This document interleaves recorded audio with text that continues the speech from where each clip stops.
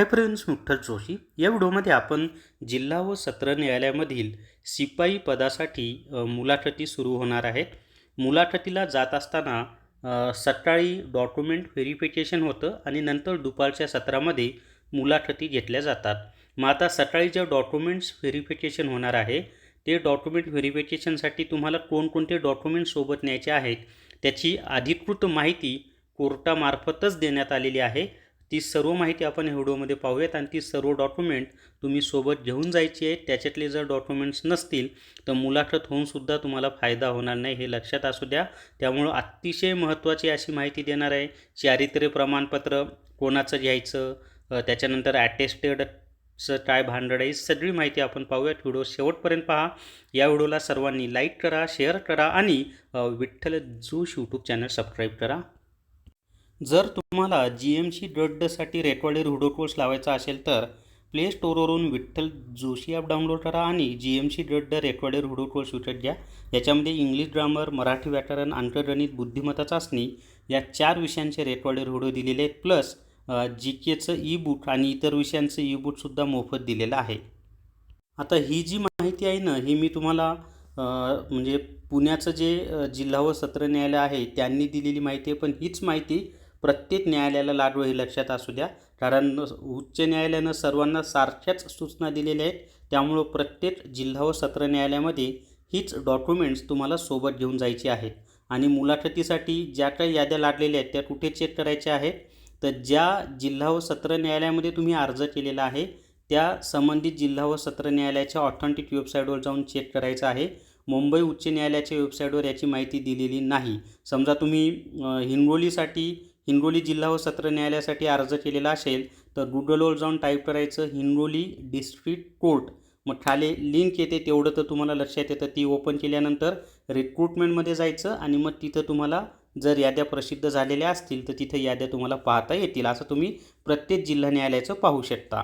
आता या ठिकाणी पहा कोणकोणती डॉक्युमेंट्स आपल्याला न्यायचे. तिथे त्याने सुरुवातीला दिले, शिपाई पदाचे मुलाखतीसाठी पात्र उमेदवारांनी दिनांक 4/12/2023 रोजीच्या जाहिरातीत नमूद अनुक्रमांक 5 प्रमाणे खालील प्रमाणपत्रांच्या साक्षांकित प्रती म्हणजे अटेस्टेड कॉपीचा व त्याच्या मूळ प्रती सादर करणे आवश्यक आहे. म्हणजे ओरिजिनल डॉक्युमेंट्स पण न्यायचे आणि अटेस्टेड पण करायचं. पण इथं सेल्फ अटेस्टेड त्यांनी दिलं नाही. त्यामुळं ज्या कर्मचाऱ्याकडे स्टॅम्प असतो, जसं ग्रामसेवक असेल, तलाठी आहे, मुख्याध्यापक आहेत, शाळेचे प्राचार्य आहेत, नगरसेवक आहे, ज्यांचा स्टॅम्प असतो त्यांच्याकडून हे डॉक्युमेंट तुम्हाला अटेस्टेड करून घ्यायचे आहेत. आता या ठिकाणी पहा डॉक्युमेंट कोणकोणते आहेत. तर जन्मतारखेचा दाखला किंवा पुरावा. आता याच्यासाठी 3 पैकी एक कोणतं तरी पाहिजे. एक तर शाळा सोडल्याचा दाखला पाहिजे, ज्याला आपण लिव्हिंग सर्टिफिकेट किंवा TC म्हणतो.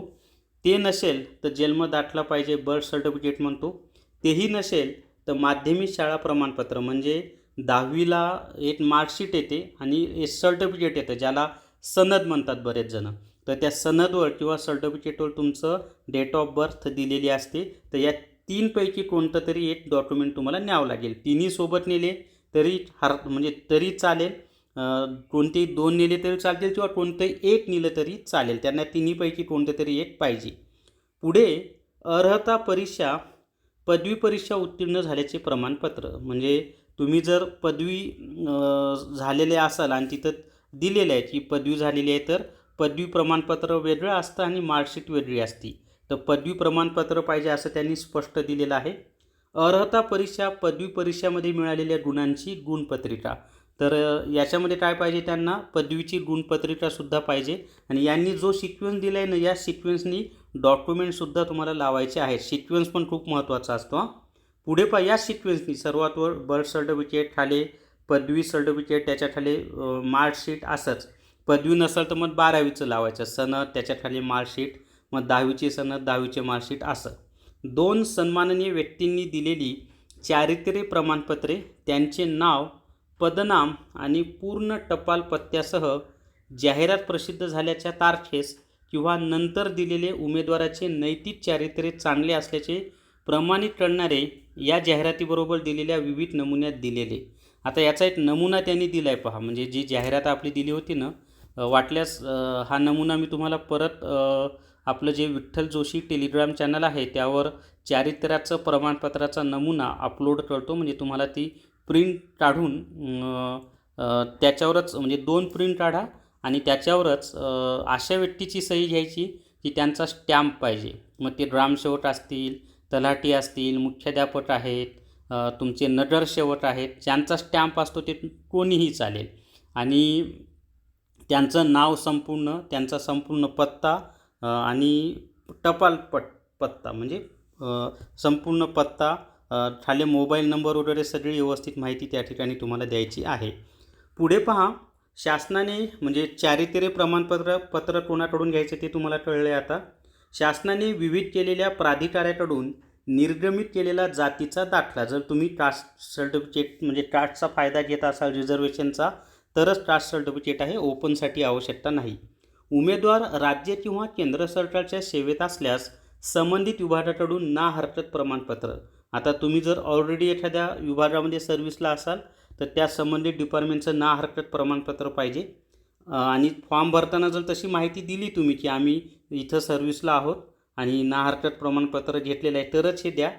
फॉर्ममध्ये जर माहिती दिली नसेल तर द्यायची आवश्यकता नाही. अनुभव प्रमाणपत्र किंवा प्रमाणपत्रे असल्यास, जर तुमच्याकडे अनुभव असेल, ऑथेंटिक अनुभव असेल तर त्याचं प्रमाणपत्र दिलं तरी चालेल. नाही दिलं म्हणजे अनुभव नसेल तर प्रमाणपत्र द्यायची आवश्यकता नाही. ते पण फॉर्म भरताना जर मेन्शन केलं असं की मला या कंपनी किंवा या कार्यालयामध्ये या तारखे म्हणजे या इतके वर्ष कामाचा अनुभव आहे अशी माहिती दिली असेल तरच ते अनुभव प्रमाणपत्र तुम्ही न्यायचं आहे. विवाहित महिला उमेदवारांच्या बाबतीत जर तिने लग्नानंतर आपले नाव बदललेले असेल तर तिचे नाव बदलण्यासंदर्भातील कागदपत्रे जसे की शासकीय राजपत्र, सक्षम प्राधिकरणाने जारी केलेल्या विवाह नोंदणी प्रमाणपत्रांची प्रत इत्यादी. आता एक लक्षात ठेवा, ज्या भगिनी आहेत, महिला आहेत, त्यांचं लग्नानंतर त्यांनी नाव बदललेलं असेल तर त्यांनी काय करायचं आहे, 2 पैकी कोणते तरी एक डॉक्युमेंट पाहिजे. एक तर शासकीय राजपत्रामध्ये नाव बदलल्याची नोंद पाहिजे किंवा विवाह नोंदणी म्हणजे मॅरेज सर्टिफिकेट असतं ते पाहिजे. दोन्हीपैकी कोणतं तरी एक पाहिजे. दोन्हीची गरज नाही, दोन्हीपैकी कोणतं तरी एक पाहिजे. उमेदवारास 28 मार्च 2006 नंतर जन्मलेल्या हयात मुलांची संख्या 2पेक्षा जास्त आहे का याबाबतचे प्रमाणपत्र. टिप: दुसऱ्या प्रसूतीदरम्यान जन्मलेल्या जुळ्या मुलांना एकच मूल मानले जाईल. म्हणजे पहिले अपत्य नंतर जुळं झालं तर ते एकच मूल मानलं जातं किंवा पहिल्याच प्रयत्नात तिळं झालं तरी ते एकच मूल मानलं जातं, हे लक्षात ठेवा. म्हणजे लहान कुटुंबाचं सर्टिफिकेट जे म्हणतो ना आपण ते हे. जे उमेदवार आधीपासूनच सरकारी सेवेत आहेत त्यांनी त्यांच्या विभागाकडून घेतलेले ना हरकत प्रमाणपत्र तिथं सांगितलेलं आहे.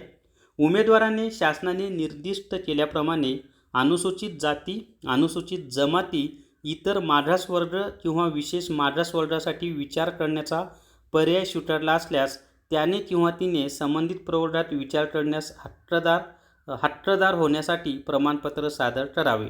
तर हे तुम्हाला लिहूनच द्यावं लागेल किंवा आता हे कशा स्वरूपात द्यायचं पण त्यांनी प्रमाणपत्र सादर करावे असं दिलेलं आहे. तर ते स्वहस्ते लिहून दिलं तरी चालेल किंवा टायपिंग करून खाली स्वतःची सही वगैरे करून दिलं तरी चालेल. तर ही डॉक्युमेंट्स तुम्हाला सोबत न्यायची मित्रांनो. आणि चारित्र्य प्रमाणपत्र आणि लहान कुटुंबाचं मी तुम्हाला आपलं जे विठ्ठल जोशी टेलिग्राम चॅनल आहे त्यामध्ये ते देतो. सर्वांनी Vitthal Joshi Telegram channel join करा. या व्हिडिओला सर्वांनी लाईक करा, शेअर करा आणि Vitthal Joshi YouTube channel subscribe करा. Thank you very much.